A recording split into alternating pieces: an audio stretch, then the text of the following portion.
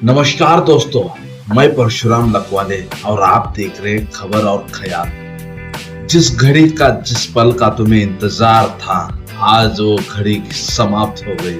आपका इंतजार खत्म हो गया और तमिलनाडु में विजय थालापति की सरकार बन गई और एक युवा नेता, एक जैन जी।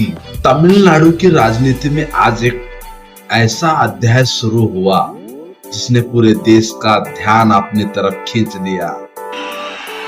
விருப்பு வெறுப்பை விலக்கி பலதரப்பட்ட மக்கள் அனைவருக்கும் फिल्मों के सुपरस्टार लाखों युवाओं की पसंद और अब तमिलनाडु के नए मुख्यमंत्री सीएम जोसेफ विजय, जी हाँ वही विजय जिनकी फिल्मों पर लाखों लोग थिएटरों में फटाके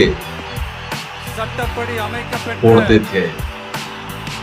இந்திய அரசியல் அமைப்பின்பால் உண்மையான நம்பிக்கை आज वही विजय तमिलनाडु की सत्ता के सबसे बड़े पद पर पहुंच चुके हैं।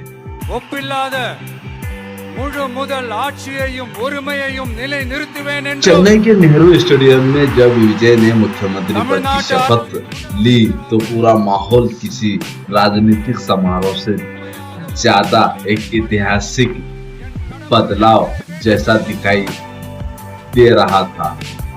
அமைப்பிற்கும் சட்டத்திற்கும் இணங்க அச்சமும் ஒருதலை சார்பும் இன்றி लेकिन असली चर्चा पद के बाद शुरू हुई क्योंकि मुख्यमंत्री बनते ही विजय ने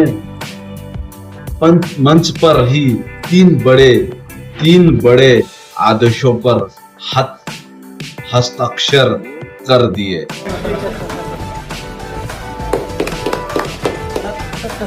पहला फैसला, तमिलनाडु के हर घर को 200 यूनिट मुफ्त बिजली।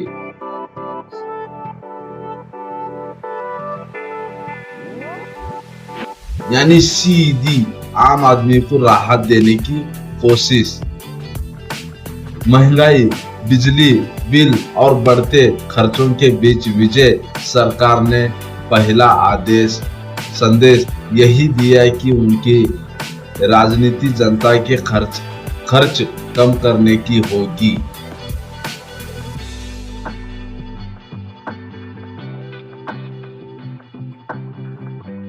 दूसरा बड़ा फैसला, राज्य में बढ़ते नशे की समस्याओं से निपटने के लिए हर जिले में स्पेशल एंटी ड्रग फोर्स बनाई जाएगी।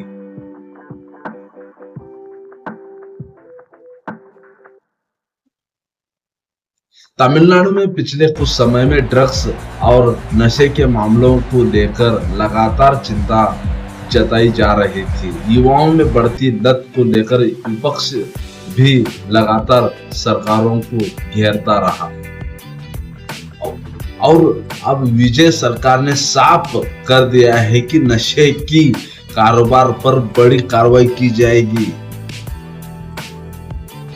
और हमारे तीसरा फैसला, महिलाओं की सुरक्षा के लिए अलग स्पेशल टास्क फोर्स। यानी विजय सरकार अपनी शुरुआत कानून व्यवस्था, महिला सुरक्षा जैसे मुद्दों से करना चाहती है।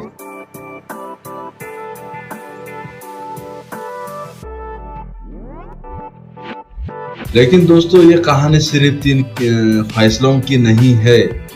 ये कहानी तमिलनाडु की राजनीति में आए सबसे बड़े बदलाव की है।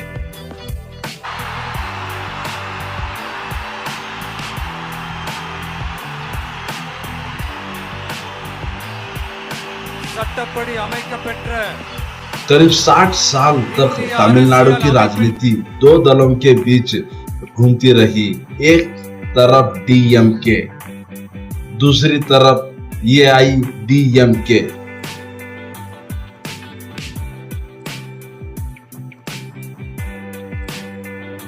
कभी करुणानिधि, कभी जयललिता, फिर एमके स्टालिन और फिर पलानी स्वामी।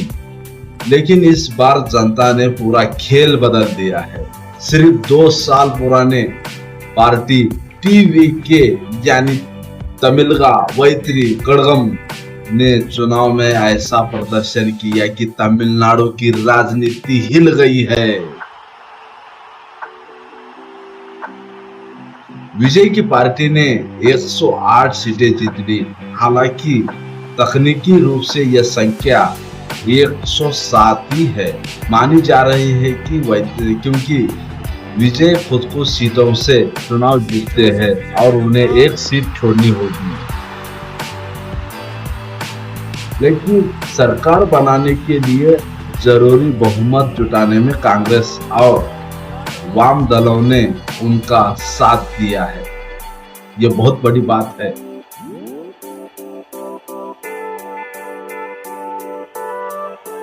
कांग्रेस के 5 विधायक, सीपीआई के 2 विधायक, सीपीएम के 2 विधायक, पीसी के 2 विधायक, वीसी के 2 विधायक, माफ कीजिएगा,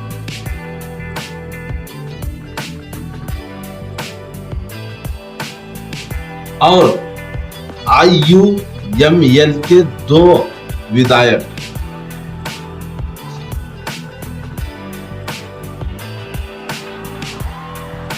इनके समर्थन से विजय के पास 120 विधायकों का समर्थन पहुंच गया है। सबसे दिलचस्प बात यह है कि विजय की पार्टी के 93 विधायक पहली बार चुनाव जीतकर विधानसभा पहुंचे हैं। यानी जनता ने इस बार पुराने नेताओं के बजाय नए चेहरों पर भरोसा किया है। अब सवाल ये उठ रहा है कि आखिर विजय की राजनीति इतनी तेजी से सफल कैसे हो गई। सी जोसेफ विजय एनुम नान असल में विजय ने अपनी पार्टी को सिर्फ फिल्मी स्टारडम तक सीमित नहीं रखा। उन्होंने खुद को एक धर्मनिरपेक्ष और सामाजिक न्याय की राजनीति करने वाले नेता के रूप में पेश किया है।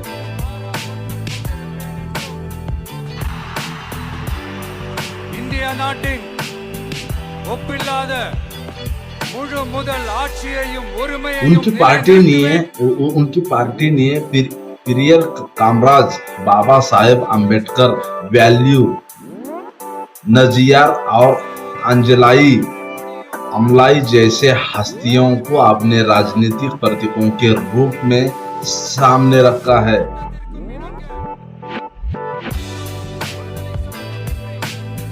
यानी विजय ने तमिल पहचान, सामाजिक न्याय, युवाओं की राजनीति और बदलाव की उम्मीद, इन सब को एक साथ जोड़ने की कोशिश की है। और शायद यही वजह रही कि जनता ने उन्हें मौका दिया। लेकिन अब असली चुनौती शुरू होती है। फिल्मों में हीरो बनना अलग बात है और 8 करोड़ लोगों वाले राज्य को चलाना अलग बात है। साबित करना होगा कि वे सिर्फ बड़े पर्दे के सुपरस्टार नहीं बल्कि प्रशासन चलाने वाले मजबूत नेता भी है। उन्होंने बेरोजगारी, उद्योग, कानून व्यवस्था, शिक्षा यानी की समस्या और केंद्र सरकार के साथ संबंध जैसे कई बड़े मुद्दों पर काम करना होगा।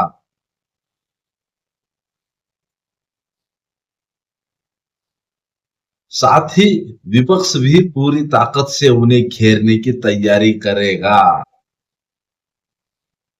डीएमके के लिए ये हार बहुत बड़ा झटका मानी जा रही है, क्योंकि दशकों बाद पहली बार पार्टी सत्ता से बाहर हुई है। ये बात हजम नहीं होने वाली है।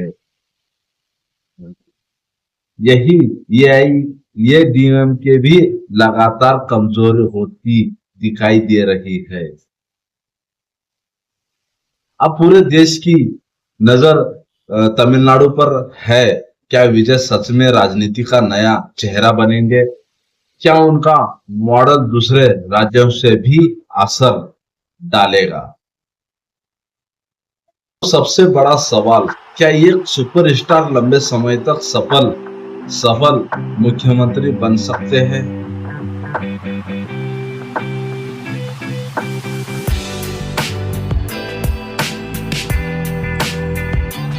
आप क्या सोचते हैं? क्या विजय तमिलनाडु को नई दिशा देंगे या फिर ये सिर्फ शुरुआती उत्साह है?